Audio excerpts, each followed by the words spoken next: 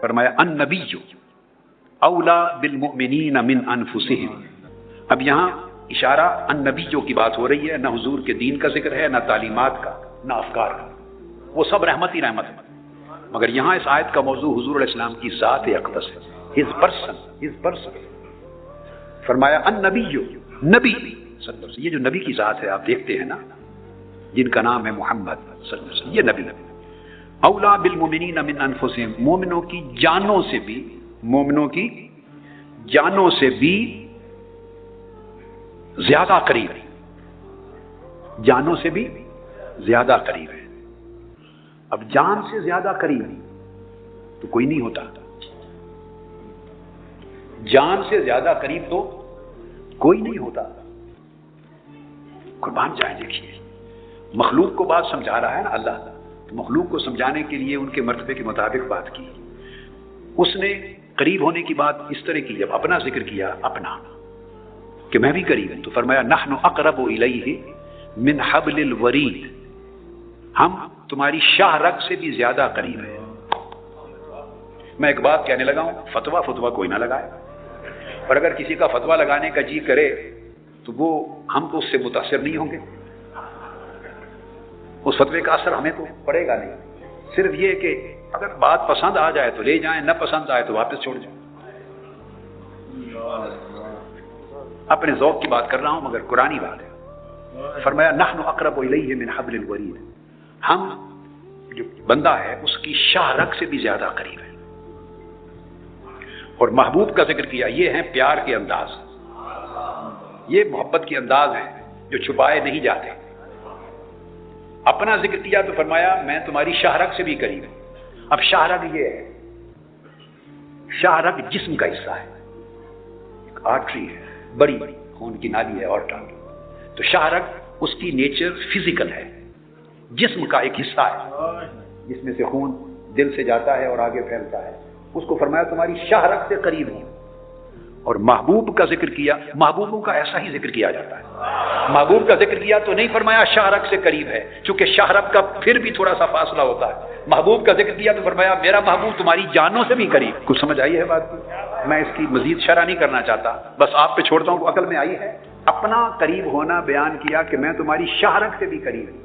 شاہ رگ ایک یعنی ایک بڑی آرٹری، بڑی شریان ہے.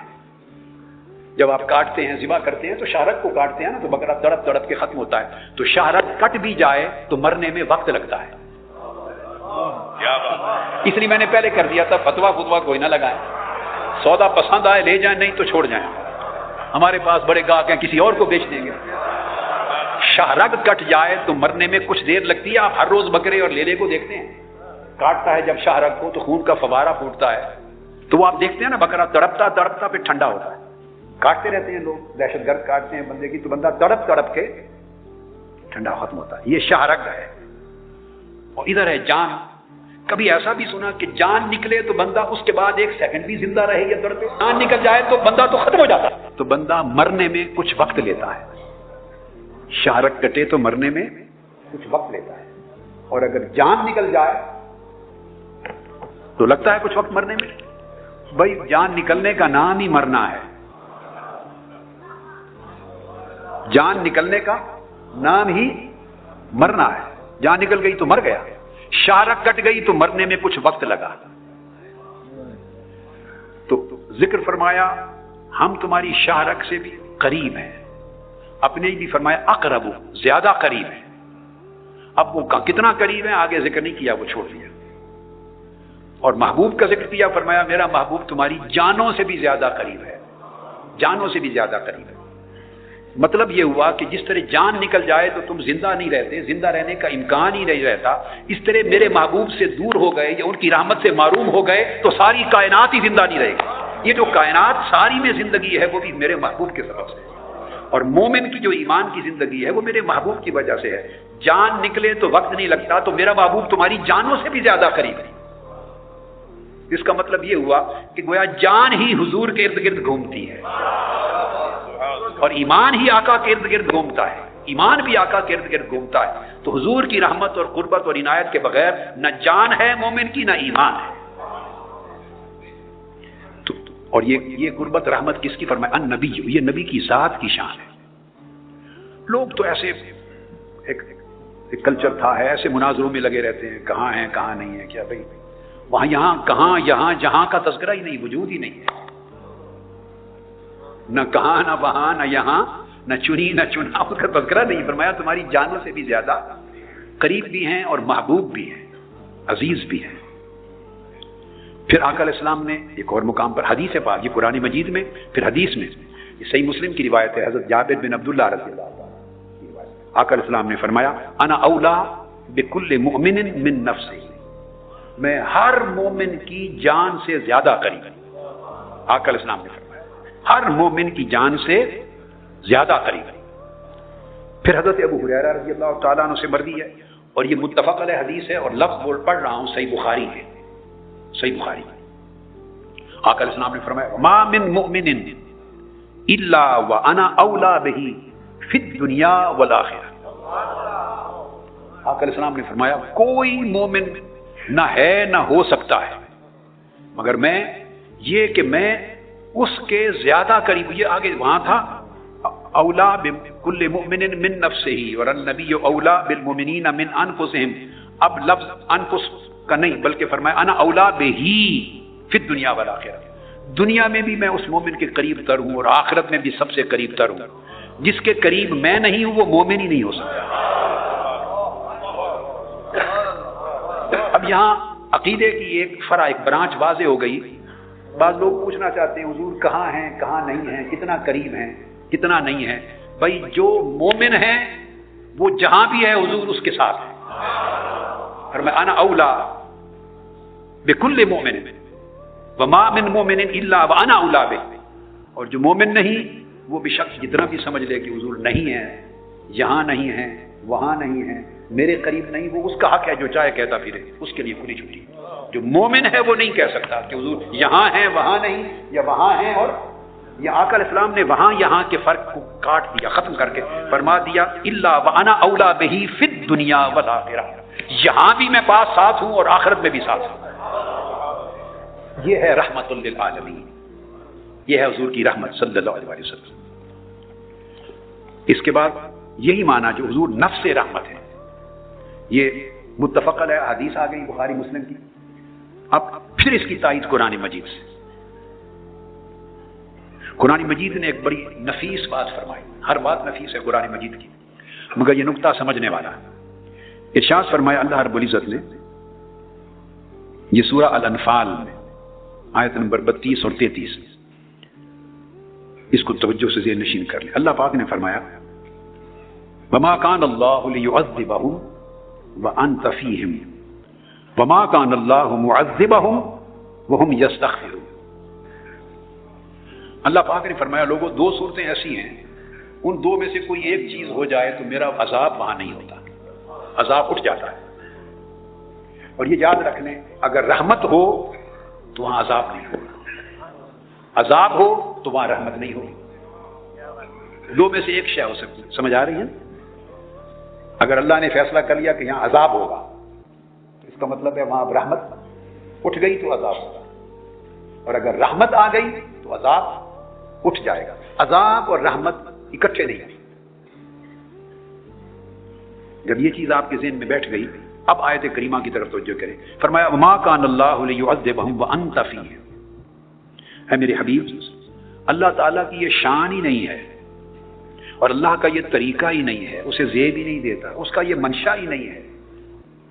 اللہ کی شان نہیں کہ جن لوگوں میں آپ بھی ہوں اور وہاں اللہ کا عذاب بھی آئے. جن میں آپ ہوں وہاں اللہ کا عذاب آئے، اور عذاب کا جو عکس ہے اس کا الٹ وہ ہے رحمت.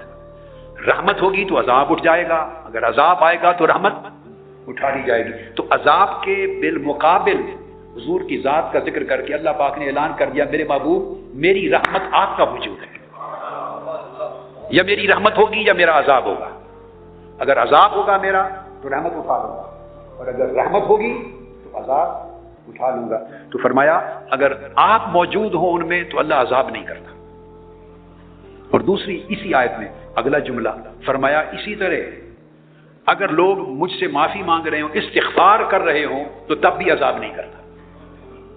استغفار کر رہے ہوں، توبہ کریں، استغفار کریں، مجھ سے معافی کے طلبگار ہوں، تو تب بھی عذاب نہیں کرتا۔ اب یہ آیت کریمہ پہلے تو ذہن میں رکھ لیں کہ یہ صحیح بخاری کتاب التفسیر میں ہے۔ یہ اس کا شان نزول یہ ہے کہ ابو جہل نے، کفار و مشرکین مکہ نے، اور بطور خاص ابو جہل نے یہ کہا کہ اللہ اگر یہ تیرا رسول سچ ہے، جو بات کہتے ہیں یہ سچ ہے، تو ہم پر پتھروں کی بارش کر، ہم پر پتھروں کی بارش کر، ہم پر عذاب کر، آسمان سے عذاب نازل کر، یا کوئی دردناک عذاب لے آ اگر ہم جھوٹے ہیں اور تیرا نبی جو کہتا ہے سچ ہے۔ اور آقا علیہ السلام موجود ہیں اور وہ اشارہ کر کے کہہ رہے ہیں کہ اگر یہ سچا ہے تو ہم پہ عذاب لا۔ اس کے اس کہنے کے جواب میں یہ آیت کریمہ نازل ہوئی۔ یہ صحیح بخاری کتاب التفسیر سورۃ الانفال اور یہی باب ہے، اور صحیح مسلم کتاب صفات المنافقین، پھر آگے یہ قول باب قول تعالی متفق علیہ حدیث۔ تو آگے جب اس نے کہا کہ اگر یہ سچا ہے اور ہم جھوٹے ہیں تو ہم پہ عذاب اتار، ابو جہل کے اس قول پر اللہ پاک نے جبرائیل امین کو بھیجا کہ یہ آیت اتار دو۔ اس نے کہا خبیث، میرا محبوب نہ ہوتا تو تمہیں خبر لگ جاتی۔ میرا قاعدہ یہ، میری یہ شان نہیں ہے، میری رحمت اور میری محبت کی یہ غیرت گوارا نہیں کرتی کہ میرا محبوب جس جگہ جن میں رہ رہا ہو محبوب بھی رہے، وہ میری رحمت ہے، اور وہاں عذاب بھی اتاروں۔ اس لیے وہ جو پہلی امتوں پر عذاب اترتے تھے نا، نبیوں کے ہوتے ہوئے، انبیاء کے ہوتے ہوئے، پتھروں کی بارش ہوئی، چہرے مست ہو گئے، یہ ہو گیا، وہ عذاب مؤخر کر دیا محبوب کی خاطر۔ تو اس جہت سے دشمنوں اور کفار و مشرکین کے لیے بھی رحمت ہو گئی۔ آقا علیہ السلام رحمت للعالمین جو ہیں، تو اس میں کفار و مشرکین بھی آتے ہیں، ان کے لیے بھی رحمت ہو گئے کہ وہ جو فوری عذاب اترتے تھے آقا علیہ السلام کی وجہ سے ان منکرین سے وہ بھی اٹھ گئے، مؤخر کر دیا۔ یہاں دو باتیں توجہ طلب ہے۔ اللہ پاک نے دو چیزیں بتائیں جن کی وجہ سے اللہ عذاب اٹھا لیتا ہے۔ دو باتیں بتائیں، ایک استغفار بتایا اور ایک آقا علیہ السلام کا وجود مبارک۔ استغفار ہے اللہ سے مانگنا۔ اب یہ بڑی توجہ کرنے والی بات، استغفار ہے اللہ سے معافی مانگنا، اور انت فیہم کیا ہے؟ آقا سے جڑ جانا، یہ آقا کا موجود ہونا، وہ ہے حضور کا وجود اقدس۔ استغفار ہے اللہ سے معافی مانگنا، اللہ سے مانگنا، اس اللہ سے معافی مانگیں تو تب بھی عذاب اٹھا لیتا ہے، آقا علیہ السلام موجود ہوں تو تب بھی عذاب، یہ رحمت ہے آقا کی۔ اب چاہیے تو یہ تھا نا، اگر ہماری عقل، ہمارا فکر، ہماری سوچیں، ہمارے عقیدے جو مادیت زدہ عقیدے ہیں، اگر یہ یہاں آیت کو بناتے تو چاہیے تو یہ تھا کہ وہ ہم یستغفرون کے حصے کو پہلے لایا جاتا کہ جو مجھ سے معافی مانگیں، استغفار کریں، یہ عبادت ہے نا، استغفار کرنا اللہ کا ذکر ہے، اللہ کی عبادت ہے، جو مجھ سے مانگیں ان پر عذاب اٹھا لیتا ہوں، اور جن میں آپ موجود ہو ان سے بھی اٹھا لیتا ہوں۔ ترتیب یہ نہیں رکھی، حضور کے وجود کے باعث جو عذاب اٹھتا ہے اس کا ذکر پہلے کیا، اور اپنی بارگاہ میں استغفار کرنے والوں سے عذاب کے اٹھنے کا ذکر بعد میں کیا۔ یوں نہیں فرمایا کہ جو مجھ سے استغفار کرتے معافی مانگتے ہیں ان سے عذاب اٹھا لیتا ہوں، اور جن میں آپ موجود ہوں ان سے بھی اٹھا لیتا ہوں۔ جب دوسرے بات پہ لائیں بھی تو وہ ثانی ہو جاتا ہے، اولاً و ثانیاً، پہلے یوں اور پھر یوں، لیکن نہیں، یوں فرمایا محبوب آپ جہاں موجود ہوں عذاب اٹھا لیتا ہوں، اور جو مجھ سے معافی مانگے ان سے بھی اٹھا لیتا ہوں۔ استغفار کو بعد میں رکھا، وجود مصطفیٰ کو پہلے رکھا۔ آقا علیہ السلام کے وجود کی برکت ہر عبادت سے بلند ہے، ہر عبادت سے بلند ہے، ہر عمل سے بلند ہے، استغفار سے بلند ہے، ذکر سے بلند ہے، سجود و رکوع سے بلند ہے۔ ہر عمل عبادت جس سے اللہ کی رحمت ملتی اور عذاب اٹھتا ہے اس سے کہیں مقدم حضور کا وجود ہے۔ یہ بات سمجھ آئی؟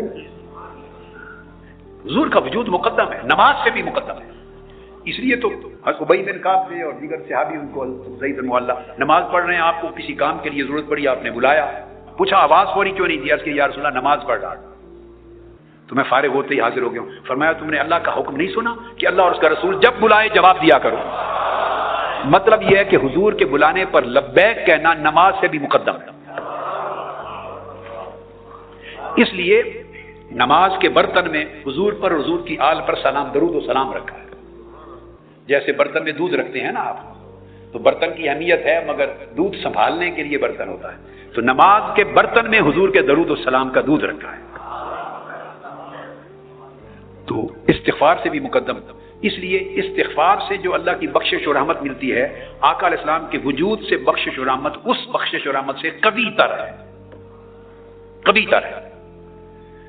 اچھا آپ کہہ سکتے ہیں کہ یہ اتنی بڑی بات ایسے میں نے کہہ دی، یہ میرا استنباط ہے، میرا تفسیر ہے، آپ کے ذہن میں آ سکتا ہے، پابندی تو نہیں ہے نا. یہ میں نے جو اتنی بڑی بات کی، اس کی تائید خود قرآن کرتا ہے.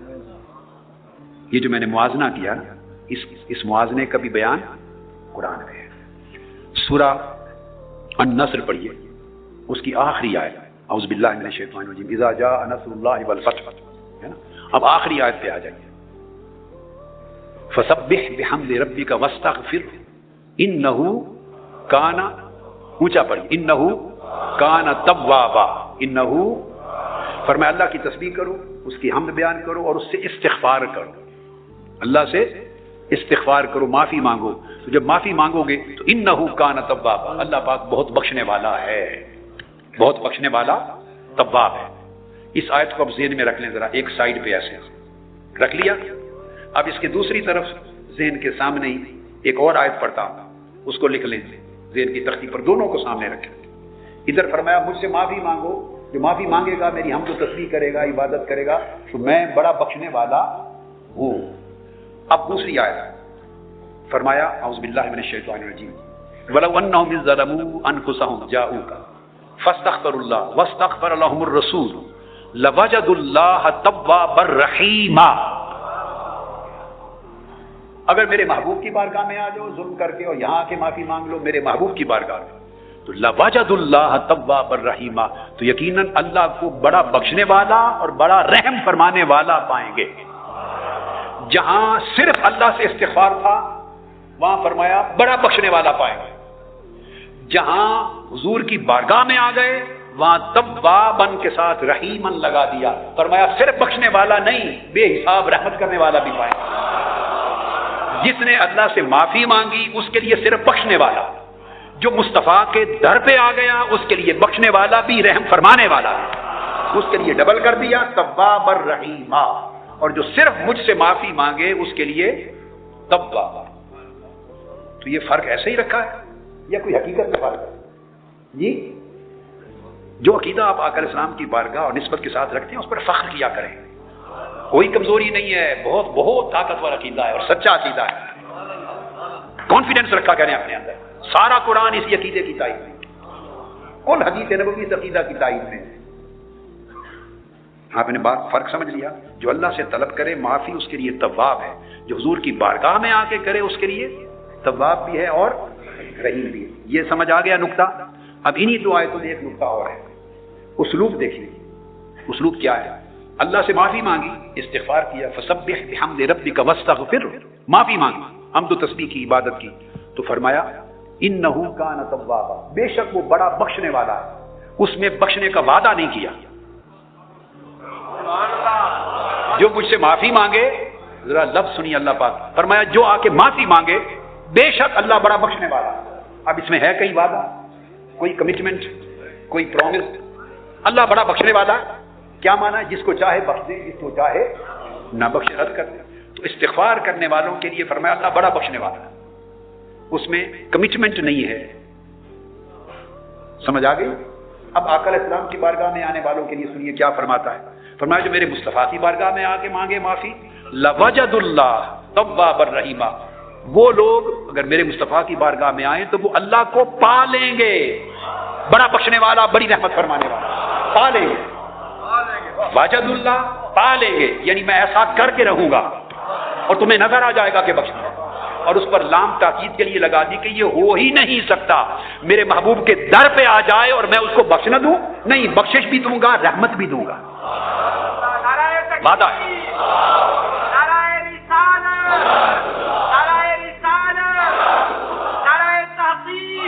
ادھر صرف اپنا بخشنے والا ہونا، یہ شان بیان کر دی ہے. کیا مطلب؟ جو مستحق ہوگا اس کی اپنی مرضی ہے، اللہ کی شان بیان کر دیا. ادھر شان نہیں بیان کی، صرف ادھر وعدہ کر دیا، اور وعدہ بھی تاکیدی کہ ہو نہیں سکتا کہ بخشوں گا اور رحمت سے جوڑیاں نہ بھر. یہ فرق قرآن مجید نے بیان کر دیا نا. تو میں نے جو پہلے وضاحت کی تھی تو ایسے ہی کر دی تھی یا قرآن سے کی تھی کہ استغفار سے جو رحمت ملتی ہے وہ کم ہے، جو وجود مصطفیٰ سے کے ذریعے ملتی ہے وہ زیادہ. اس لیے رحمت للعالمین حضور کے وجود کو قرار دیا. اس کے بعد اب اللہ رب العزت نے پھر ارشاد فرمایا وما ارسلناک الا رحمتا للعالمین. بس یہ نقطہ کر کے اس کے دو ایک تو پھر ہم ماڈرن ایسپیکٹ پہ آ جاتے تاکہ اتنا حصہ بھی مل جائے.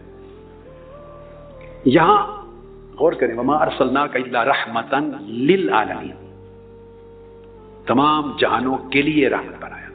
یہ جو کے لیے ہے یہ عربی میں عربی لغت کے اور نحو کے اور علم الصرف کے اور علم النحو کے اور علم لغت کے ماہرین جانتے ہیں کہ یہ بات دو طریقے سے کہی جا سکتی ہے اور جائز ہے. رحمتاً بالعالمین بھی کہا جا سکتا تھا، رحمتاً للعالمین بھی کہا جا سکتا تھا. دونوں کا معنی یہی ہوتا، جہانوں کے لیے رحمت بنا کے بھیجا. مگر رحمتاً بالعالمین نہیں فرمایا. کیا بالعالمین نہیں فرمایا بلکہ رحمتاً للعالمین فرمایا. اس میں فرق کیا ہے؟ یہ فرق سمجھنے والا ہے. یہ عربی لغت کی یہ میرے پاس ہے، یہ مغنی اللبیب ہے، اور اس طرح اور بھی کتابیں ابن ہشام انصاری کی جو لغت کی بڑی بڑی علم لغت کی کتابیں ہیں، جو علم الصرف اور علم النحو جس سے قواعد نکلے ہیں. یہ قاعدے کی بات ہے، اور وہ یہ کہ جو با اگر لگ جائے رحمتاً بالعالمین فرماتے ہیں تو اس کا نتیجہ کیا ہوتا، اور با اس لیے نہیں لگایا، اس کی بجگہ لام لگائی للعالمین. تو فرق کیا ہے؟ با اگر لگے تو یاد رکھنے کلمہ با، حرف با جو ہے یہ 12 مختلف معنی کے لیے استعمال ہوتا ہے. با اگر لگے تو مختلف معنی ہیں اس کے 12 ہیں. ان میں سے کوئی معنی یہاں استعمال نہیں ہوتا. جو معنی بن سکتا ہے وہ یہ 11واں معنی ہے، اور وہ معنی یہاں صادر آتا ہے کہ اگر با لگتا وما ارسلناک الا رحمتا بالعالمین اگر لگتا تو یہ تبعید کے لیے استعمال ہوتا ہے.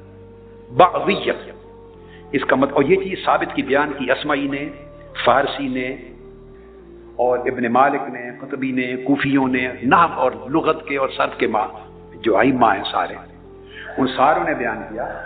اور وہ کہتے ہیں کہ اگر با لگے کہاں تو اس کا مطلب ساروں کے لیے کل پر اطلاق نہیں ہوتا، کل میں سے بعض پر اطلاق ہوتا ہے. بعض کے لیے ثابت ہوتی ہے وہ چیز اور بعض اس میں سے محروم رہ جاتے ہیں، خارج رہ جاتے ہیں. اگر با لگتا تو کلیت نہ ہوتا اس سے ثابت، بعض ہوتے. فرمایا جیسے عینن یشرب بہا عباد اللہ، یہ وہ چشمہ ہے کہ اللہ کے کچھ بندے اس میں سے پئیں گے، یا اس میں سے کچھ پئیں گے بہا عباد اللہ کے. اسی طرح قرآن مجید نے کہا وَامْسَحُوا بِرُؤُوسِكُمْ، وضو کے دوران اپنے سروں کا مسح کرو.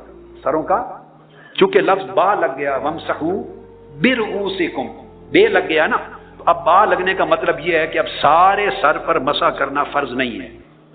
اس کے تھوڑے حصے پر اگر کر لیا تو وہ اس سے بھی حکم پورا ہو گیا، کافی ہے. کیونکہ با لگ جائے تو بعض سے بات ثابت ہو، پوری ہو جاتی ہے، بعض پر صادر آتا ہے، چند ایک پر. اب اگر وما ارسلناک الا رحمتا بالعالمین فرماتے اللہ پاک تو اس کا مطلب ہوتا ہے کہ سارے جہانوں میں سے بعضوں کے لیے رحمت ہیں اور بعضوں کے لیے نہیں. جو مستحق ہیں ان کے لیے رحمت ہیں، جو مستحق نہیں ان کے لیے رحمت نہیں. ڈیزرونگز کے لیے آپ کی مرسی ہے اور جو ڈیزرونگ نہیں ہے ان کے لیے نہیں ہے. تو کچھ اس میں سے آؤسٹ ہو جاتے، ایکسکلوڈ ہو جاتے، ڈپرائیو ہو جاتے. کچھ کے لیے آقا اسلام کی رحمت ہوتی. با نہیں لگایا. لام کا مطلب کیا ہے؟ لام کا جو حرف ہے یہ 22 معنی کے لیے آتا ہے، 22 کے لیے. یہاں جو معنی یہاں پورے ہوتے ہیں وہ 3 ہیں، مگر 3 میں بھی بیسیکلی 2 ہیں. ایک استحقاق کے لیے آتا ہے، استحقاق کے لیے، اور ایک تملیک یا شبہ تملیک کے لیے. تملیک مالک بنانا، استحقاق مستحق ہونا لام. اب فرمایا وما ارسلناک الا رحمتا للعالمین، با نہ لگا کر بالعالمین نہ کہہ کر یہ واضح کر دیا کہ آپ سارے جہانوں کے ہر فرد کے لیے رحمت ہے، ہر شے کے لیے رحمت ہے، ہر ذرے کے لیے رحمت ہے، ہر جنس کے لیے رحمت ہے، ہر نوع کے لیے رحمت ہے، ہر قسم کے لیے رحمت ہے. آقا علیہ السلام انسانوں کے لیے رحمت، فرشتوں کے لیے رحمت، جنات کے لیے رحمت، نباتات کے لیے رحمت، جمادات کے لیے رحمت، حیوانات کے لیے رحمت، ہواؤں کے لیے رحمت، خلا کے لیے رحمت، چاند سورج ستاروں کے لیے رحمت، ہر ذی شعور اور غیر ذی شعور کے لیے رحمت، مومنوں کے لیے رحمت، کافروں کے لیے رحمت، ہر ایک کے لیے رحمت ہے. یہ للعالمین کا مطلب ہے. کوئی کائنات کی کوئی شے حضور کی رحمت سے خارج ہی نہیں ہے. اور اب لام کا مطلب کیا ہے؟ لام ہے استحقاق کے لیے. جیسے قرآن مجید نے کہا ویل للمطففین، یا فرمایا لہم فی الدنیا خزی،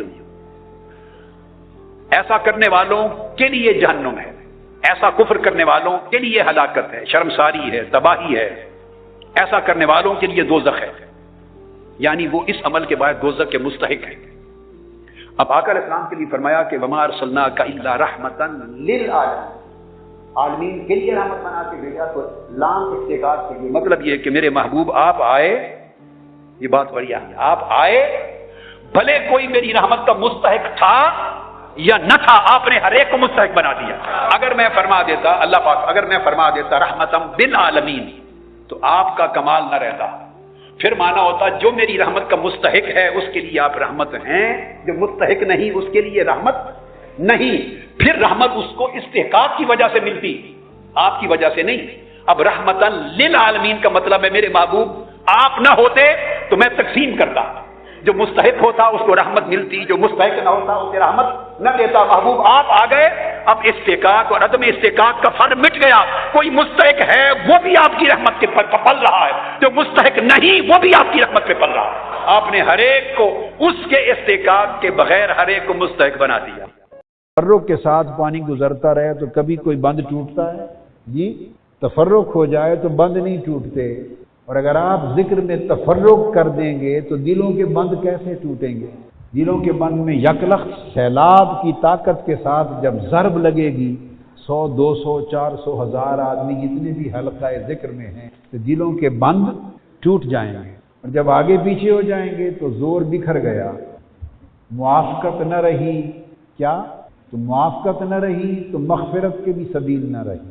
لہذا اس موافقت میں بہت سارے راز ہیں. نماز میں بھی اللہ تعالیٰ نے سبق یہی دیا ہے. ہر کوئی نماز تو اپنی پڑھ رہا ہے مثلا اکیلا اکیلا، مگر کسی کو یہ اجازت نہیں دی اکیلے نماز پڑھتے ہوئے وہ یوں کہے ایاک اعبد و ایاک استعین، اے اللہ میں تیری ہی عبادت کرتا ہوں اور میں تجھ ہی سے مدد مانگتا ہوں. کسی کو یہ کہنے کی اجازت نہیں. حالانکہ آدمی اکیلا نماز پڑھ رہا ہوتا ہے، اکیلا پڑھے یا مل کر پڑھے، حکم سورہ فاتحہ میں ہے کہے ایاک نعبد و ایاک نستعین. پر اکیلا رہا ہے مصلی پر، دوسرا شخص نہیں ہے، مگر کہنا ہے اس نے نعبد و نستعین، اے اللہ ہم تیری ہی عبادت کرتے ہیں اور ہم تجھ ہی سے مدد مانگتے ہیں. تو پڑھنے والا تو میں ہے اور کہہ رہا ہے ہم. میری بات سمجھیں تو کیوں؟ اس لیے کہ اللہ کی عبادت میں حکم یہ ہے کہ میں کو ہم میں ضم کر دو، میں کو ہم میں ضم کر دو. کسی کی میں نہ رہے، کسی کی میں نہ رہے. اب ہے وہ اکیلا، ہم تو نہیں ہیں، باقی لوگ تو اس کے ساتھ نہیں کھڑے ہوئے، مگر وہ کہے جا رہا ہے ہم تیری عبادت کرتے ہیں. تو اب اس ہم میں کون شامل ہوا؟ وہ جتنے عبادت کرنے والے ہیں وہ سارے شامل ہو گئے. اگر اس کی قبول نہیں تو اس کی ہو جائے گی. ان 10 کی قبول نہیں ہے، ان کے کمزوریاں ہیں، تو 11ویں کی قبول ہو جائے گی. اگر اس نے ہر ایک نے میں کہا تو ہر ایک کی تنہا یا قبول ہوگی یا رد ہوگی. اور اگر ہر ایک نے ہم کہا تو ہم میں سے جس ایک کی بھی قبول ہوئی وہ ہم سارے کے سارے لے کے پار ہو جائے گا. چونکہ جو مارے تھے انہوں نے بھی میں تو مٹا دیا، تو جب ہر کوئی میں مٹا کے عبادت کر رہا ہے اور ہم میں ضم ہے تو ان میں سے جس کی بھی ہوئی قبول تو اس نے میں تو کہا نہیں تھا، کیا کہا تھا؟ ہم.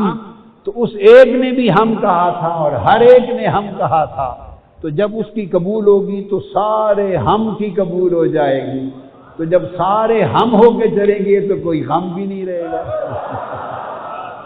آپ سمجھ گئے نا؟ اللہ پاک نے تفرق مٹایا ہے، تفرق مٹایا ہے کہ میں نہ کہو سو میں نہ کہو، اور ذکر میں نہ کرو، نہ کہو نہ کرو۔ تو جب کوئی اس ردم سے، ردم ہے ہم کا بہاؤ، اجتماعی بہاؤ، جب کوئی اس ردم سے علیحدہ ہو جائے تو اکٹھی اجتماعی ضرب قافلہ ہے، قافلہ ہے، اس میں گم ہو کے چلو۔ آقا نے فرمایا جو قافلے کے ساتھ چلا بخشا گیا، جو گم ہو گیا شیطان کے پاس پھنس گیا۔ تو اپنی آواز بھی قافلے سے جدا نہ کرو۔ کیا؟ آواز بھی قافلے سے جدا نہ کرو۔ یہ آداب ذکر میں سے ہے۔ بعض لوگ آپ سے پوچھیں کہ اپنی اپنی مسجد میں اعتکاف بیٹھا کریں، آپ سارے ملک سے سفر کر کے جامع المنہاج کیوں جاتے ہیں؟ تو انہیں کہیں جامع المنہاج سب اس لیے جاتے ہیں، اپنی مسجد میں بھی اعتکاف بیٹھیں تو قبول ہے، مگر وہاں میں کو ہم میں گم کرنے جاتے ہیں۔ میں کو اس جگہ جہاں ہزار آدمی اعتکاف میں بیٹھے ہیں، پتہ نہیں کتنے اللہ کے پیارے ہوں گے، کتنے پیارے ہوں گے، کتنے دھدکارے ہوں گے۔ تو دھدکارے اور پیارے سب جب مل کر بیٹھیں گے تو سب کے بارے نہارے ہو جائیں گے۔ سمجھے؟ دیکھیے نا، دھدکارے بھی بیٹھے ہیں اور اس کے پیارے بھی بیٹھے ہیں، مل کر عبادت کر رہے ہیں، مل کر تسبیح کر رہے ہیں، مل کر ذکر کر رہے ہیں، اور ایسا مل کر کے آواز اور ردم بھی الگ نہیں ہونے دیتے، مد بھی اکٹھی کرتے ہیں، شد بھی اکٹھی کرتے ہیں، ضرب بھی اکٹھی لگاتے ہیں، سوتے بھی ایک وقت پر ہیں، اٹھتے بھی ایک وقت پر ہیں، ہلکا بھی ایک وقت پر کرتے ہیں، الگ الگ ہر کوئی میں یہ بکریوں کا کام ہے، ہر کوئی الگ الگ میں نہیں کرتا۔ تو جب ہزار آدمی سب کچھ مل کے کر رہے ہیں، تو جب ہر ایک نے ہم کی لے الاپی ہے تو اس میں سے جس کا بھی قبول ہوگا تو ہزار کا قبول ہو جائے گا، کیونکہ اللہ کی یہ عادت نہیں، اس لیے تو اس نے ہم پہ لگایا ہے کہ کہو ہم عبادت کرتے ہیں، کیونکہ سخیوں کا یہ وتیرہ نہیں کہ سارے اکٹھے پیش کریں، اکٹھے سارے پیش کریں اور وہ ان میں سے ایک چن لے اور باقی رد کر دے۔ کریموں کا یہ شیوا نہیں، الگ الگ پیش کریں گے تو اس کی مرضی کس کی لے لے اور کس کی چھوڑ دے۔ اور جب کوئی اپنی اپنی پلیٹ الگ رکھے گا ہی نہیں، اپنا اپنا برتن الگ رکھے گا ہی نہیں، سارے ہی لا کے ایک ہی دیگ میں ڈال دیں گے اور سارے ہی لا کے ایک ہی پیالے میں اور ایک ہی تھال میں ڈال دیں گے، اور وہ تھال اکٹھا پیش ہوگا تو سخی کا شیوا نہیں، وہ کہے گا اس میں ماڑے بھی ہیں، اچھے بھی ہیں، دھدکارے بھی ہیں، پیارے بھی ہیں۔ جب سارے مل کر پیش کر رہے ہیں تو اچھا نہیں لگتا کہ اپنے پیاروں کا چن لوں اور بقیہ کو چھوڑ دوں، وہ پیاروں کے صدقے دھدکاروں کا بھی قبول کر لیتا ہے۔ اس لیے میں نے کہا سب کے بارے نیارے ہو جاتے ہیں، تو سمجھا کریں بیٹھنا ہو اکٹھا، اس لیے حج کا رتبہ سب سے زیادہ ہے کیونکہ ساری امت جمع ہو جاتی ہے۔ کیا بولیے نا، نماز باجماعت کا درجہ اکیلے پڑھنے سے 27 گنا زیادہ ہے، کیونکہ اس اکیلے نے میں کر کے پڑھی اور یہاں 2-4 صفیں اکٹھی ہو کے پیش کر رہے ہیں تو 27 گنا بڑھ گیا۔ جمعہ کا درجہ پنجگانہ باجماعت نماز سے زیادہ ہے کہ پنجگانہ نماز میں تو 50-100 جمع ہوئے، جمعے میں ہزاروں جمع ہو گئے۔ تو دیکھیے ایک شریعت کا قاعدہ یہ ہے، جوں لوگ بڑھتے جائیں تو درجہ اور قبولیت بڑھتی جاتی ہے۔ عید کا درجہ سب سے بڑھ گیا اور حج کا درجہ اس لیے بڑھ گیا کہ ساری امت سے لوگ جمع ہو جاتے ہیں، اور اس میں ایک کا قبول کر لینا اللہ تو ساروں کا قبول کر لیتا۔ تو یہ راز ہے جو میں نے آپ کو آداب ذکر میں ایک راز سمجھایا، اور اس راز کے لیے کئی مثالیں عرض کر دی ہیں، کئی مثالیں عرض کر دی ہیں۔ میں بھی جو آپ کے ساتھ بیٹھتا ہوں تو بھئی آپ تو معتکف ہیں، میں معتکف نہیں ہوتا، میں نے کیا اعتکاف کرنا ہے اور میرا کیا اعتکاف، مجھے تو اعتکاف کرتے ہی شرم آتی ہے۔ میں آپ کے سہارے، آپ کے بہانے، آپ کی نوکری کی نیت کر کے بیٹھتا ہوں۔ آپ معتکفین ہیں میں خادم المعتکفین ہوں، آپ اللہ کے مہمان ہیں اور میں اس 10 دن اللہ کے مہمانوں کا نوکر بن کے بیٹھتا ہوں آپ کے ساتھ۔ میں یہ نیت کرتا ہوں، میں ایمانداری کی بات کہتا ہوں، میں سچ کہتا ہوں، میں اعتکاف کی نیت نہیں کرتا، میں آپ کی خدمت اور نوکری کی نیت کرتا ہوں۔ مولا یہ تیرے معتکف ہیں، تیرے معتکف ہیں، تیرے در پہ بیٹھے ہیں، تیرے در پہ تیرے منگتے ہیں، میں 10 دن ان منگتوں کی نوکری کے لیے آیا ہوں، ان کی خدمت کے لیے آیا ہوں۔ سارے لوگ جب مل کے ذکر کرتے، عبادت کرتے ہیں، اکٹھے اٹھتے، اکٹھے سوتے ہیں، مشق ہوتی ہے، تو ذکر کس طریقے سے کرنا ہے؟ پھر آپ کا اللہ کا اللہ نام کے ساتھ آ گئی، زبان کو روکنا، اللہ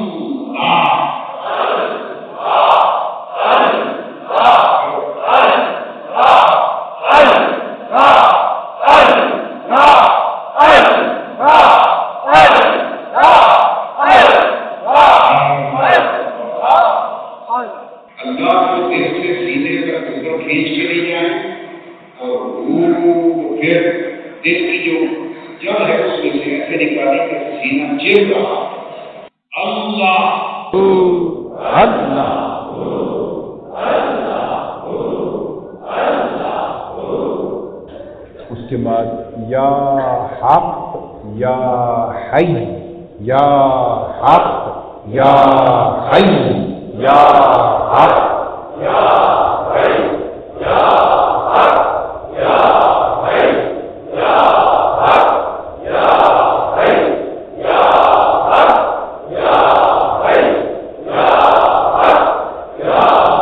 یا حق یا حی، یا حق یا حی، یا حق یا حی، یا حق یا حی، یا حق یا حی، یا حق یا حی، یا حق یا حی۔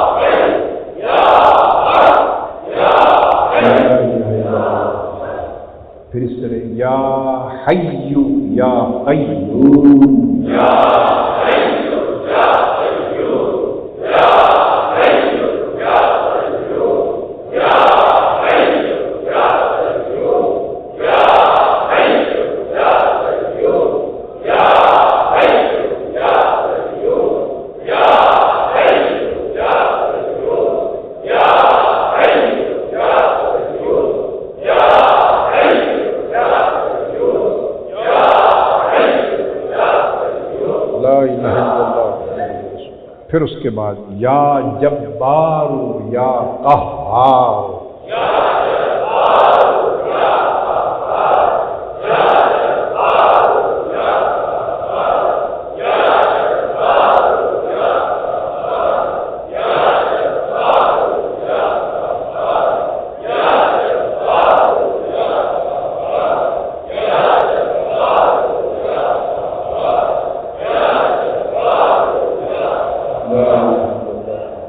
یہ 7 ذکر ہیں، مگر آپ کی سہولت کے لیے حق اور حی کو ملا دیا ہے اور حی کو پھر قیوم کے ساتھ ملا دیا ہے، تو 2 بار 2 ذکر ملانے سے تو آپ کا یہ سائیکل 6 کا بن جائے گا، مگر ذکر 7 ہو گیا۔ اسماء اب ایک بات آج آپ کو بتا دوں جو پہلے کبھی نہیں بتائی، جو پہلے کبھی نہیں بتائی۔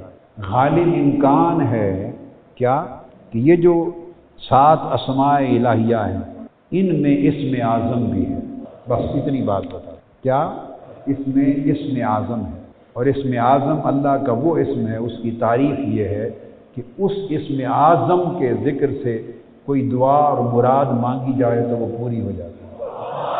مراد نہیں۔ غالب امکان یہ ہے کہ یہ جو 7 اسماء الہیہ ان میں اسم اعظم ہے، بس اتنی بات بتا رہا ہوں۔ پہلے تو یہ بات کبھی نہیں کہی جی، آج آپ کو اس طرف متوجہ کر دیں۔ جیسے اللہ نے آخری عشرے کی 5 طاق راتوں میں لیلۃ القدر چھپا رکھی ہے نا، سمجھیں ان 7 ناموں میں اسم اعظم چھپایا ہے۔ اب آپ کی محنت ہے کرنے، جو ان کا ذکر پورا کر لے گا تو اسم اعظم خود بخود اس میں آ جائے گا۔ ایک تو یہ ذکر ہے، اس کے اوقات اس طرح کر لیں آسانی کے لیے کہ اس کو 6 دنوں میں تقسیم کر لیں۔ پہلے دن لا الہ الا اللہ کا کریں، صرف تسبیح 12 تسبیحات کریں تو 2 گھنٹے لگے، 12 تسبیحات پر 2 گھنٹے لگے، تو 12 تسبیحات کا مطلب ہے 1200 مرتبہ ہوا جی۔ تو 12 تسبیحات کر لیں ہر ذکر کی روزانہ، مطلب ہے پہلے دن صرف لا الہ الا اللہ، کیا اس کی 12 تسبیحات کر لیں، ہر نماز کے بعد 2 کر لیں، عشاء کے بعد نہیں کریں گے، پھر جب تراویح سے فارغ ہوں پھر درس ہوگا تو پچھلی رات 4 کر لیں، 4 نمازوں کے بعد 2 بار کر لیں، یا ایک ہی جگہ مجلس میں بنا کے 2 گھنٹے کر لیں، اس کا نظام وضع کر لیں، تو گویا کم سے کم 10 تسبیحات یا 12، کیا کم سے کم 10 یعنی 1000 مرتبہ یا 1200 مرتبہ ایک ذکر۔ اگلے دن اللہ کا کریں، اگلے دن اللہ، اس کا 20 تسبیحات کر لیں، اللہ کی لا الہ الا اللہ کی 10 کر لیں پہلے دن، کیا دوسرے دن دوسرا ذکر کر لیں اللہ، اس کا کم سے کم عدد وہی 10 تسبیح رہے گا، اور کوئی بڑھا سکے 15 سے 20 کر لے تو اس کی مرضی ہے۔ پھر تیسرے دن اللہ دل میں کریں، ہلکے میں کریں تو ذکر بالجہر کر لیں، اس کا معمول آپ بنا لیں۔ ایک ٹائم اگر حلقات میں کرنا ہو تو پھر کوئی ٹائم ایک مقرر ہو، افطار سے پہلے اچھا وقت ہے، اگر عصر کے وقت فارغ ہو کے افطار سے پہلے کریں تو اپنے حلقات میں اجتماعی طور پہ کریں، اچھا وقت ہے۔ اور افطار سے پہلے ذکر کا بڑا اعلیٰ وقت ہے، بہت قبول ہوتا ہے، بہت قبول ہوتا ہے۔ افطار سے پہلا ذکر، عصر کے بعد افطار سے پہلے ذکر بڑا قبول ہوتا ہے، وہ بہت قیمتی اعلیٰ وقت ہے، کیونکہ افطار جو ہے تو اللہ پاک نے فرمایا کہ افطار کرنے والے کے لیے 2 مبارکبادیاں ہیں، ایک اس کو فرحت افطار ہے، جب وہ افطار کرتا ہے تو افطار کی فرحت افطار ہے، دوسری لذت دیدار ہے، 2 مبارکبادیاں ہیں۔ تو یہ افطار صائم کے لیے بڑی خاص خوشخبری، وہ جو عصر کے بعد کے لمحے ہیں اجتماعی ذکر کے لیے، اور ذکر کو ختم کر کے آخری 5 منٹ دعا کے لیے، آخری 5-7 منٹ دعا کے لیے۔ دوسرے دن اسی وقت مقرر کر لیں اللہ کا، کچھ ذکر آگے پیچھے اوقات آپ بنا لیں مگر جو حصہ رہ جائے اس ٹائم پہ کر لیں۔ تیسرے دن اللہ، چوتھے دن یا حق یا حی، اس طرح 10 تسبیحات سے لے کر 20 تک 10 کر لیں، کم سے کم دے رہا ہوں کیونکہ میں درود پاک دینا چاہتا ہوں۔ 5ویں دن یا حیو یا قیوم، اور 6ٹھے دن یا جبار یا قہار۔ یہ 27ویں کی رات تک آپ کا ورد مکمل ہو جائے گا، 27ویں کی رات تک ورد، 6 دن میں باری باری ایک ایک ذکر۔ سمجھ آ گئی اچھی طرح؟ علاوہ اس کے ہر روز آپ میں سے ہر شخص بقایا جو اذکار ہیں سارے، ان میں صرف 3 چیزوں پر اور توجہ دیں، اگر ہو سکے تو 24 گھنٹے میں 2000 سے لے کر 5000 تک درود پاک کرے ہر شخص۔ آدھے گھنٹے میں 500 مرتبہ درود ہوتا ہے، اور 1 گھنٹے میں 1000، 5 گھنٹے لگائیں درود پاک پر۔ اس لیے میں نے کہا اس ذکر کو بے شک 1000 مرتبہ کر لیں، یعنی 10 تسبیحات کر لیں، کافی ہے، کیا 10 تسبیحات کر لیں کافی ہے۔ اور اس اعتکاف میں اس سال سے آن ورڈ 5000 مرتبہ ہر معتکف اور معتکفہ، مرد حضرات بھی اور خواتین، 5000 مرتبہ یومیہ درود پاک ہے 10 دن اعتکاف کے۔ گویا 10 دن میں وہ 50000 درود پاک ختم کر کے اٹھے، تو 2 افراد کا 10 دن میں 1,00,000 ہو گیا، 2 افراد کا مل کر 10 دن میں 1,00,000 ہو گیا۔ اس کے اوقات آپ پر چھوڑے ہیں، آہستہ آواز سے کرنا ہے۔ 24 گھنٹے میں سونے کے اوقات اور نمازوں کے اوقات، اجتماعی حلقہ جات تربیت کے اوقات نکال کر باقی اوقات میں تقسیم کر لیں۔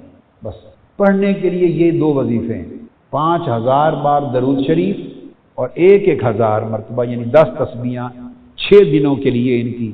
جب آخری 3 دن آ جائیں گے تو اس میں پھر سارا وقت درود شریف پہ لگوا دوں گا۔ اس کے علاوہ تلاوت قرآن مجید، وہ آپ اگر 1 پارہ پڑھ سکیں آدھے گھنٹے میں پڑھا جاتا ہے، کچھ لوگ 20 منٹ میں پڑھ لیتے ہیں۔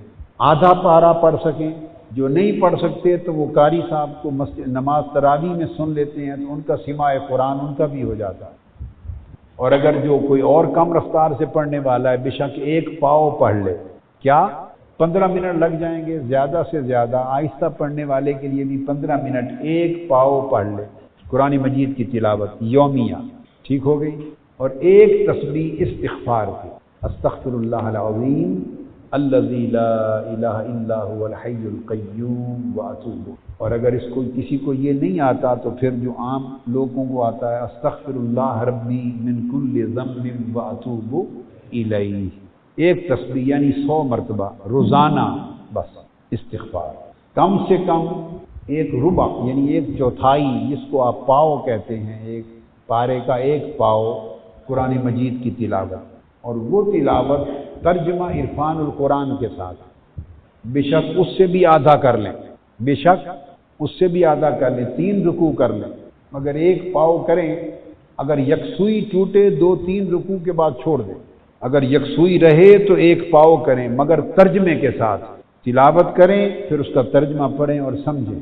اس سال سے یہ لازم کر رہا ہوں، اور ہر رفیق کے لیے، ہر معتکف کے لیے یہاں اور ہر رفیق کے لیے واجب ہے کہ وہ عرفان القرآن ساری زندگی قرآن مجید کی تلاوت ما ترجمہ کرے، اور اگر وہ کم سے کم ایک رکوع بھی با ترجمہ روز پڑھے تو کل کتنے رکوعات ہیں قرآن مجید کے؟ ٹوٹل 540 رکوعات ہیں جی۔ تو کبھی چھٹی کے دن 2 رکوع کر لیے، کبھی 3 کر لیے، تو باقی دنوں میں 1 چلا، تو سال میں 1 مرتبہ ترجمہ قرآن کے ساتھ قرآن مجید کو ختم کرنا، تو زیادہ بھاری کام تو نہیں دیا نا، زیادہ بھاری کام تو نہیں دیا۔ ہر سال ایک ختم یہاں آنے سے پہلے قرآن مجید کا ما ترجمہ عرفان القرآن کر کے آنا ہے، یہ آپ کے لیے لازمی قرار دے رہا ہوں۔ ہر سال جب یہاں آئیں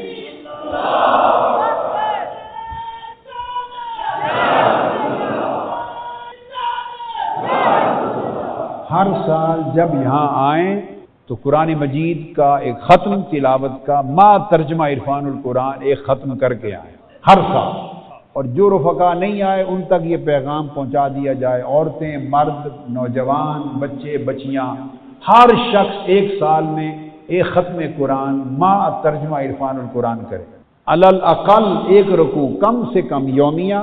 تو چونکہ 360 دنوں میں ختم کرنا ہے، لہذا چھٹی کے دن 2-3 رکوع کر لیا، پاؤ کر لیا، وہ پھر ہفتے کو کور کر لے گا، اس طرح ایڈجسٹمنٹ کریں گے تو سال میں مکمل ہو جائے۔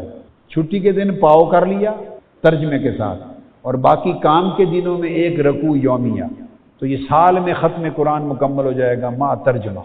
اور اس دوران بھی یہاں عرفان القرآن کے ترجمے کے ساتھ 1 رکوع پڑھیں، مگر چونکہ یہاں اعتکاف میں ہیں، ہو سکے تو ہر شخص 1 پاؤ پڑھے، ہر شخص 1 ربع، تو 10 دنوں میں آپ کے 2.5-3 پارے ہی بننے ہیں، جہاں سے چاہے پڑھیں، آپ کی اجازت ہے، شروع سے پڑھیں، درمیان سے پڑھیں، آخر میں پڑھیں، 2.5 پارے بن جانے ہیں 10 دنوں میں، تو کم سے کم 2-2.5 پارے ما ترجمہ قرآن مجید ہر کوئی اپنا لے اور پڑھ کر جائے، اور پھر وہ جاری رکھے۔ اور اگر سورہ بقرہ سے الحمد سے شروع کر دیں تو یہ 10 دنوں میں جتنا ہو جائے تو اگلے سال کے لیے جاری رہے، پھر وہیں سے آگے جاری رہے۔ ہر کیا ہے فرمایا چابی والا ہے نا، پہچان یہ ہے، دیکھنا رات کو آندھی آئے گی، خیمے چراغ ہیں، مٹی کے دیے ہیں، سارے بجھ جائیں گے، تو اس کا چراغ نہیں بجھے گا، تلاوت کر رہا ہوگا، جس کا چراغ آندھی نہ بجھا سکے، آندھی جس کا چراغ نہ بجھا سکے، وہ چابی والا ہے۔ نور خدا ہے کفر کی حرکت پہ خمدہ زن، پھونکوں سے یہ چراغ بجھایا نہ جائے گا، اور جن کے دیے میں اسی چراغ کی لو آ جاتی ہے وہ بھی آندھیوں سے نہیں بجھتے اور پھونکوں سے نہیں بجھتے۔ تو فرمایا آندھی آئے گی، چراغ نہیں بجھے گا، پہچان لینا یہی چابی والا ہے۔ بس نکلے رات کو، حضرت ابو الحسن خرقانی کا خیمہ تھا، ہم خرقان بھی حاضر ہوئے ان کے دربار سے، بستام گئے پھر خرقان گئے، وہ منظر تھا۔ تو حضرت سلطان محمود غزنوی ان کے قدموں پہ گر پڑے جا کر، حضرت جی مہربانی کر دیں، کرم کر دیں۔ اب وہ فوجی سپاہی ہے اور سلطان محمود غزنوی بادشاہ وقت ہے، بادشاہ وقت ہے، فل اتھارٹی ہے، سلطان ہے، یہ سپاہی ہے۔ تو ایسا بھی ہوتا ہے وہ دنیا کو مغالطے میں رکھنے کے لیے سپاہی بن کے بھرتی ہو جاتے ہیں، کوئی کسی رنگ میں کوئی کسی رنگ میں، تو قدموں میں گر پڑے، وہ کہنے لگے جی یہ کیا کر رہے ہیں، میں تو گناہگار ایک سپاہی ادنا صاحب کا ملازم ہوں۔ انہیں کہا نہیں، یہ بات سمجھ میں آ گئی ہے، بات سمجھ میں، اب بات ملازمت کی نہیں، میں ملازم ہوں، ملازم میں ہوں، سلطان آپ ہیں۔ بار صورت اصرار کیا، وہ جان گئے کہ پکا ہو گیا ہے، یہ پکا ہے، اب چھوڑے گا نہیں، بڑا ٹالا، بڑے بہانے بنا، وہ چھوڑے گا نہیں۔ آپ نے اپنا قمیض اتار کے دے دیا، کہا یہ قمیض لے جاؤ اور جا کے اللہ کے حضور 2 نفل پڑھ کے سجدہ کر کے قمیض مصلے پہ رکھ لینا اور اس کا واسطہ دے کر اللہ سے فتح مانگ لینا۔ تو پھر چابی والے تو ایسے ہوتے ہیں، چابی والے تو ایسے ہوتے ہیں، اس قمیض کا واسطہ دے کر مانگ لینا جو مانگنا ہے۔ سلطان محمود غزنوی نے آ کے حضرت ابوالحسن خرقانی کا قمیض مصلے پہ رکھ لیا اور سجدہ اللہ کے حضور کر کے عبادت کر کے ہاتھ اٹھائے اللہ کے حضور، عرض کیا مولا اس اپنے محبوب فقیر کے قمیض کا صدقہ سومنات کے مندر اور اس قلعہ کی فتح عطا کر۔ صبح حملہ کیا، قلعہ فتح ہو گیا۔ مبارک دینے کے لیے پھر آئے حضرت ابوالحسن خرقانی کی خدمت، مبارک دینے آئے تو حضرت ابوالحسن خرقانی مسکرا کے معلوم ہے کیا کہتے ہیں، سلطان محمود غزنوی کو کہتے ہیں کہ جو قمیض دیا تھا ارزاں فروخت آئی، سلطان قمیض بڑا سستا بیچ دیا، تو نے قمیض بڑا سستا بیچ دیا، ایک قلعہ کی فتح مانگی، جب قمیض رکھ ہی لیا تھا تو سارے ہندوستان کی فتح مانگتا، آج وہ مل جاتی، سستا بیچ دیا۔ آقا نے فرمایا اللہ نے مجھے چابیاں عطا کر دی، پھر حضور وہ چابیاں امت کو دیتے ہیں، جتنی جس کو چاہتے ہیں، جس کو جتنی سلطنت دیتے ہیں اتنی چابیاں دے دیتے ہیں۔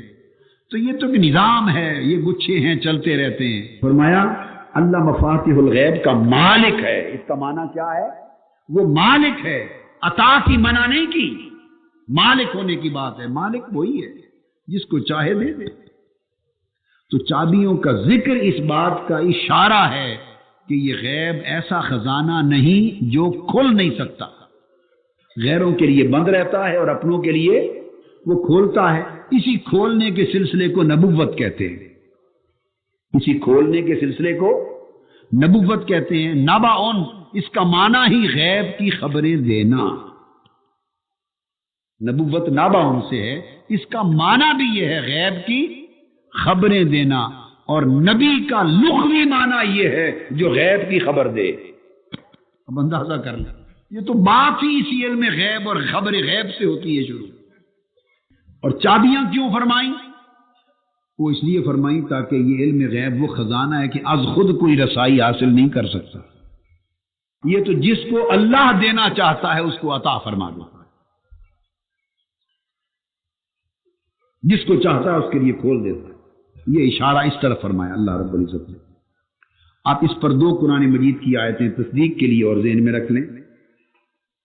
آل عمران آیت نمبر 179 179 اور دوسری آیت سورہ جن الجن آیت نمبر 26 اور 27۔ اب 4 آیتوں کا اکٹھا مطالعہ کروا دیا نا، دورے میں آ گیا، جن 26 27۔ اب یہ 2 آیتیں آپ نے پڑھ لی، اب ان 2 آیتوں کو بھی پڑھ لیں۔ وما کان اللہ لیطلعکم علی الغیب،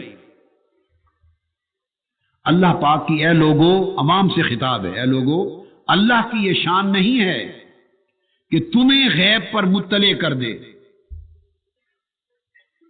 اللہ کی یہ شان نہیں کہ تمہیں غیب پر لیطلعکم علی الغیب، کہ تمہیں غیب پر مطلع کر دے۔ اب وہی بات آ گئی نا جو میں نے کہی لو مفاتیح الغیب، کہ جن کو مطلع نہیں کرنا ان کے لیے خزانہ بند ہے، چابیاں اللہ کے پاس، کہ تمہیں غیب پر مطلع کر دے ان کے لیے چابیاں اللہ کے پاس بند۔ وَلَٰكِنَّ اللَّهَ يَجْتَبِي مِن رُّسُلِهِ مَن يَشَاءُ، اور جنہیں غیب پر مطلع کرنا ہوتا ہے، یہ بھی سن لو، یہ بھی نہیں کہ کسی کو نہیں کرتا، نہیں، تمہارے لیے بند ہے، عوام کے لیے، مگر اللہ غیب کے لیے کیا برگزیدہ لوگوں میں رسولوں سے جنہیں چاہتا ہے منتخب کر لیتا ہے، انہیں پھر اپنے غیب پر مطلع فرما دیتا ہے، ان کے لیے خزانہ غیب کھول دیتا ہے۔ تو رسولوں کے لیے اطلاع علی الغیب فرمایا، کیا ٹرم ہے؟ اپنے لیے یاد رکھ لیں، فرمایا عالم الغیب، وہ آگے آیت آ رہی، اپنی شان فرمائی عالم الغیب، اور اطلاع علی الغیب یہ اللہ کی شان نہیں، کیونکہ اللہ کو کون اطلاع دے سکتا ہے؟ مطلع علی الغیب مخلوق کے لیے، عالم الغیب اللہ کے لیے۔ تو فرمایا اصلاً غیب کا علم میرا خزانہ ہے، میرے پاس ہے، چابیاں میرے پاس ہیں، اور عام لوگوں پر ان کو نہیں کھولتا، اور جن کو دینا ہوتا ہے انہیں رسولوں میں سے منتخب کر لیتا ہوں۔ تو اطلاع علی الغیب رسولوں کا خاصہ ہے، رسولوں کا خاصہ ہے، یہ خاص رسولوں کے لیے کہ وہ غیب پر مطلع کیے جاتے ہیں۔ اور کیوں ایسا فرمایا کہ تمہیں غیب پر مطلع نہیں کرتا اور صرف رسولوں کو کرتا ہوں؟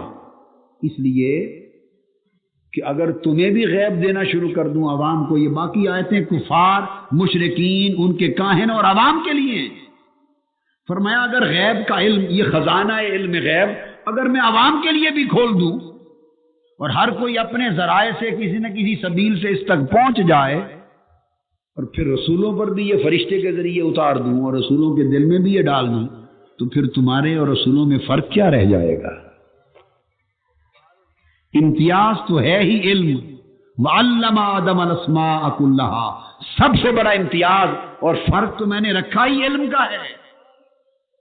سب سے بڑی عظمت کی بنیاد تو ہے ہی علم، اور یہی علم اگر میں عام پر بھی کھول دوں، عوام پر، اور رسولوں کو بھی اتاروں، تو وہ تو ہمسری اور برابری کا دعویٰ کرنے لگ جائیں گے۔ ایک تو اس وجہ سے تقسیم کر دی، مَا كَانَ اللَّهُ لِيُطْلِعَكُمْ عَلَى الْغَيْبِ، یہ ایک آرٹیکل ہے، آرٹیکل 1، یا یوں ہی کہہ لیں کہ اس آرٹیکل کے دو کلاسز ہیں۔ کلاس 1 کہ لوگوں تم پر اللہ اپنا خزانہ علم غیب نہیں کھولتا، تمہیں اطلاع نہیں دیتا، اور کلاس 2 وَلَٰكِنَّ اللَّهَ يَجْتَبِي مِن رُّسُلِهِ مَن يَشَاءُ، اور یہ بھی نہ سمجھنا کسی کو نہیں بتاتا، نہیں، رسولوں کو عطا کرتا ہے، انہیں چنتا ہے، منتخب کرتا ہے، وہ مجتبی ہوتے ہیں اللہ کے، انہیں مطلع کرتا ہے۔ تو دو کلاسز ایک ہی آیت میں آ گئی، اور اس کی وجہ یہ تاکہ جب بھی کسی کو علم الہی تک رسائی حاصل کرنے کی ضرورت ہو تو وہ رسولوں کے محتاج ہو۔ اس کی وجہ یہ ان سے بند کر دیا، چابیاں اللہ نے رکھ لی، رسولوں کو مطلع کر دیا۔ یہ فرق اس لیے کیا کہ مخلوق کو جب علم الہی سے اکتساب فیض کی حاجت ہو اور مغیبات الہیہ پر ایمان لانے اور جاننے کی حاجت ہو، اور اس خزانہ علم عظیم اس سے اکتساب کی حاجت ہو، تو وہ دیکھیں سارے دروازے بند ہیں، ان کی محتاجی دروازہ رسالت کی ہو، وہ رسولوں کی بارگاہ میں آئیں اور یہاں سے ان کو ملے۔ اور بے شک ملتا ہے الذین یؤمنون بالغیب، رسول بتاتے ہیں اور رسول کے بتانے پر پھر وہ غیب پر ایمان لاتے ہیں۔ تو محتاج بنایا اللہ پاک نے عوام کو۔ اب اس کے بعد دوسری آیت الجن کی، فرمایا عالم الغیب فلا یظہر علی غیبہ احدا، اللہ عالم الغیب ہے اور اپنے غیب پر کسی کو مسلط نہیں کرتا۔ ایک ترجمے میں یہ بھی لکھا گیا کہ اپنے غیب پر کسی کو آگاہ نہیں کرتا، واقف نہیں کرتا، مگر اس سے بھی اعلیٰ اور صحیح ترین ترجمہ یہ ہے فلا یظہر علی غیبہ، یظہر اظہار باب افعال میں سے ہے، لیظہرہ علی الدین کلہ، غالب کر دے۔ وہ عالم الغیب ہے، وہ کسی کو اپنے غیب پر غالب نہیں کرتا، یعنی کسی کو اپنے غیب کا مالک نہیں بناتا، کسی کو اپنے غیب کا متصرف نہیں بناتا، اپنا غیب کسی کے ہاتھ میں دست تسلط میں نہیں دیتا۔ نفی تو اس چیز کی ہو رہی ہے، اس کی نفی کہاں ہے کہ وہ کسی کو عطا نہیں کرتا، اس کا تو ذکر ہی نہیں۔ اور عطا کا سن لیں، کسی کو اپنے غیب پر غالب نہیں کرتا مگر الا من ارتضی من رسول، اس علم غیب کی نعمت دینے کے لیے رسولوں میں سے جنہیں چن لیتا ہے ان کو عطا کرتا ہے، رسولوں کو مستثنا کر دیا، الا من ارتضی، مگر جن کو چاہ لیتا ہے، پسند کر لیتا ہے، اور وہ کون ہوتے ہیں؟ من رسول، رسولوں میں سے ان کو غیب عطا فرما دیتا ہے۔ چونکہ انہیں غیب عطا نہ فرمائے تو ان کی نبوت اور رسالت ہی نہیں بنتی، باب نبوت ہی نہیں کھلتا، باب رسالت ہی نہیں کھلتا۔ انہیں تو غیب دیتا ہے، چونکہ غیب انہیں دینے ہی کا نام نبوت اور رسالت ہے۔